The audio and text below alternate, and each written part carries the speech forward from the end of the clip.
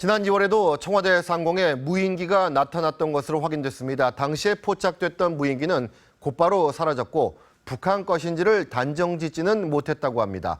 그런데 이제 와서 보니까 그때 그 무인 비행기도 북한 것인 것 같다는 것인데, 그렇다면 북한 무인기가 대한민국 상공을 날아다닌 게 한두 번도 아니고 어제 오늘의 일도 아니라는 추측이 가능합니다. 한우리 기자의 단독 보도입니다. 최근 추락한 북한 무인 정찰기와 비슷한 것으로 추정되는 무인기가 올해 초에도 청와대 위를 비행했던 것으로 드러났습니다.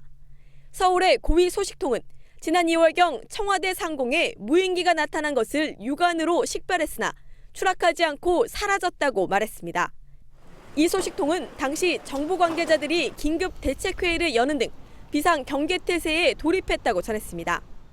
하지만 이 무인기는 아무런 흔적을 남기지 않아 당시에는 북한 소행으로 단정짓지 못한 채 비밀에 붙인 후 대책을 마련한 것으로 알려졌습니다. 이에 따라 수년 전부터 북한 무인기가 남한을 정찰했을 가능성이 높다는 분석이 나옵니다.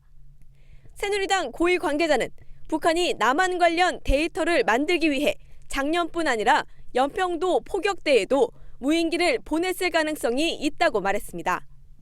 단순한 정찰용 무인기가 아니라는 관측도 있습니다.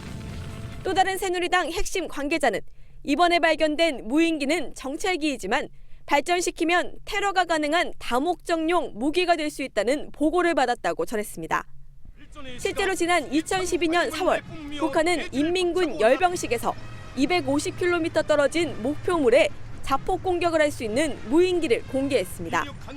정부는 북한의 무인기가 청와대와 인근 시설을 정찰했을 가능성이 있다고 보고 경호를 강화하고 있습니다. TV조선 한우리입니다.